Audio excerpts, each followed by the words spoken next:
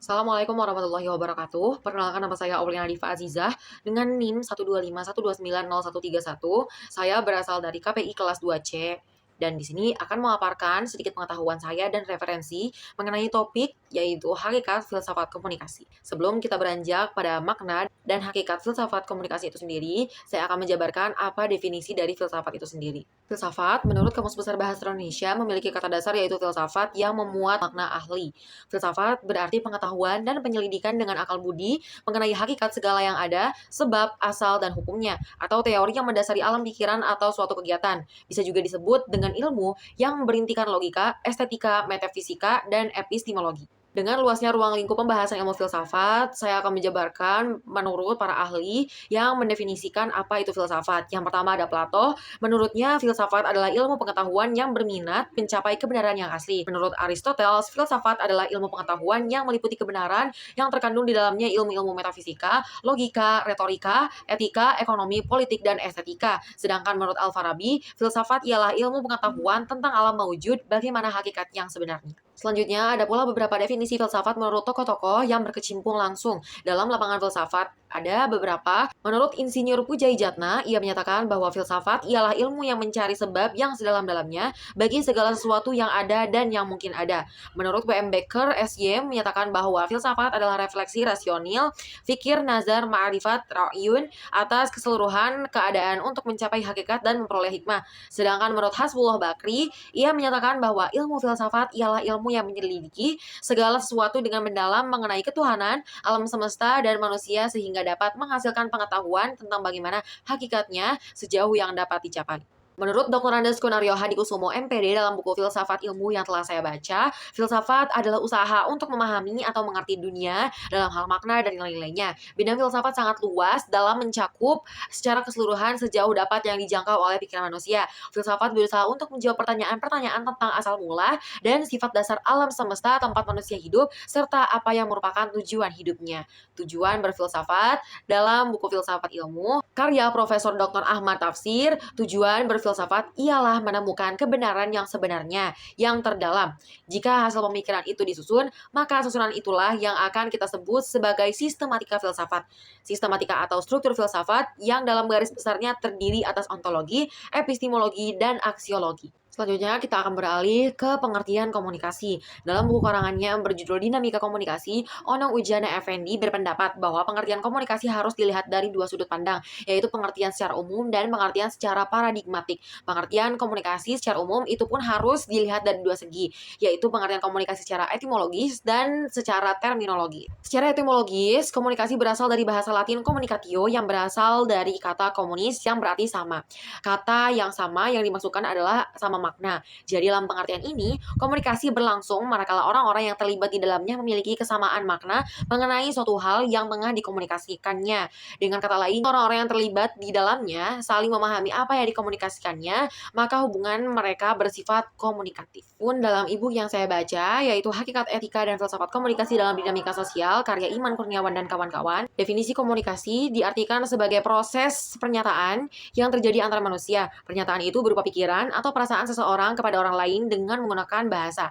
Dari pengertian yang hakikatnya menjadi proses pernyataan kepada sesama makhluk sosial dan menyatakan dengan gagasan maupun insting pada orang lain dengan materi sebagai pengantarnya. Dalam proses komunikasi, pengirim pesan atau yang biasa disebut komunikator dan penerima pesan atau yang biasa disebut komunikan. Di sisi lain, pesan dalam komunikasi memiliki beberapa aspek, yaitu adanya isi pesan atau the content of message dan lambang yaitu simbol. Dalam jurnal yang saya baca, menurut Hofland, James, dan Kelly, komunikasi adalah suatu proses melalui mana seseorang yang menyampaikan stimulus dalam bentuk kata-kata dengan tujuan untuk membentuk perilaku orang-orang yang lainnya. Komunikasi adalah proses penyampaian informasi, gagasan, emosi, keahlian, dan lain-lain melalui penggunaan simbol-simbol seperti kata, gambar, angka, dan lain-lain.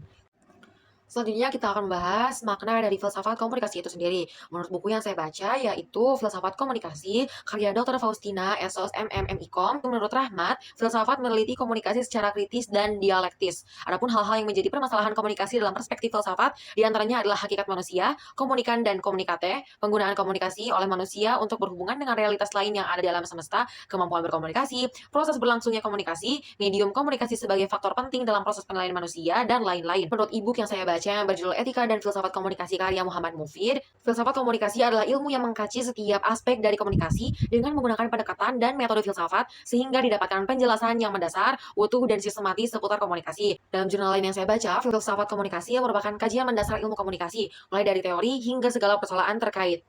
Menurut Onong Ujana Effendi, filsafat komunikasi adalah suatu disiplin ilmu yang mengkaji teori secara mendasar, sistematis, analitis, kritis, dan holistik. Lebih lanjutnya, filsafat komunikasi juga mempelajari proses komunikasi, meliputi seluruh aspeknya menurut ruang lingkup, sifat, urutan, tujuan, dan fungsi, teknik, dan peranannya. Menurut jurnal yang saya baca, ada beberapa dasar filsafat komunikasi. Yang pertama ada ontologi komunikasi. Ini membahas hakikat atau realitas dari fenomena komunikasi. Konsep ontologi komunikasi melibatkan pertanyaan-pertanyaan mendasar tentang eksistensi komunikasi, termasuk apakah komunikasi merupakan fenomena yang inheren pada alam semesta. Yang kedua ada epistemologi komunikasi. Pendekatan ini menekankan pada pengetahuan yang bersifat empiris dan dapat diuji. Tiga ada aksiologi komunikasi.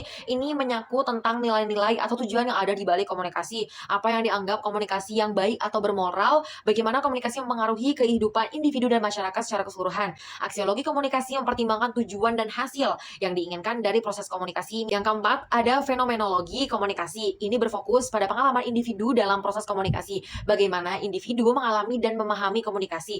Apa yang terjadi dalam pikiran, perasaan, dan individu saat berkomunikasi. Yang kelima, ada pragmatisme komunikasi. Ini mempertimbangkan konsekuensi praktis dan teori dan praktik komunikasi. Apa yang bisa dicapai melalui komunikasi dan bagaimana kita dapat mengukur keberhasilannya. Yang keenam ada hermeneutika komunikasi. Ini mengacu pada interpretasi dan pemahaman pesan komunikasi. Dalam konteks komunikasi, hermeneutika mengacu pada proses memahami makna pesan komunikasi melalui analisis konteks, budaya, dan pengalaman subjektif. Yang terakhir, yang ketujuh, ada konstruktivisme komunikasi. Ini berfokus pada pembangunan realitas sosial melalui komunikasi, bagaimana pemahaman bersama dan permodelan sosial dibentuk melalui interaksi komunikatif. Konstruktivisme komunikasi menganggap bahwa realitas sosial tidak ada sebelumnya, tetapi dibangun melalui interaksi komunikatif antar individu, kelompok, dan institusi. Pada intinya, yang bisa kita ambil dari makna filsafat komunikasi itu sendiri adalah disiplin ilmu yang mendalami tentang ilmu komunikasi, bagaimana individu, kelompok, atau instansi bekerja untuk mencapai tujuannya dan melakukan komunikasi yang komunikatif, lalu apa makna dan pesan yang didapatkan dalam pesan-pesan yang disampaikan, lalu apakah lawan bicara dan mereka saling memahami apa pesan dilontarkan oleh masing-masing lawan bicara, dan begitulah isi dari filsafat komunikasi menurut pendapat yang bisa saya utarakan. Secara keseluruhan, menurut referensi yang sudah saya baca, sejauh ini filsafat komunikasi merupakan kajian mendasar ilmu komunikasi atau bagaimana caranya kita memahami dengan dalam apa itu komunikasi. Karena filsafat sendiri merupakan disiplin ilmu yang mendalami suatu hal atau suatu persoalan, maka filsafat komunikasi berarti mendalami sebuah permasalahan yang berada dalam komunikasi dan bagaimana manusia melakukan komunikasi itu. Menurut saya, dengan kita mempelajari dan mendalami apa itu hasil dan makna dari filsafat komunikasi itu sendiri, kita akan terbantu bagaimana caranya kita berkomunikasi, bagaimana caranya kita menyampaikan pesan kepada lawan bicara, bagaimana caranya kita memahami pesan yang diterima dari lawan bicara, sehingga tidak ada miskomunikasi atau kesalahpahaman di antara kita dan lawan bicara kita. Setelah tadi dipaparkan mengenai pendapat para ahli dan juga uraian tentang kesimpulan yang bisa saya tarik tentang filsafat komunikasi sendiri erat kaitannya dengan kehidupan sehari-hari. Kita bisa mengamalkannya salah satunya dengan cara yang pertama berpikir kritis dan analitis. Ini dianut dari salah satu unsur filsafat yaitu epistemologi. Dengan ini kita tidak akan langsung menelan informasi mentah-mentah dan kita akan menganalisis dulu apakah berita atau informasi yang kita dapatkan itu benar adanya atau hanya hoaks. Dan begitulah isi dari filsafat komunikasi menurut pendapat yang bisa saya utarakan. Terima kasih atas perhatiannya. Semoga dengan video ini dapat membantu sedikitnya pemahaman teman-teman semua tentang filsafat komunikasi.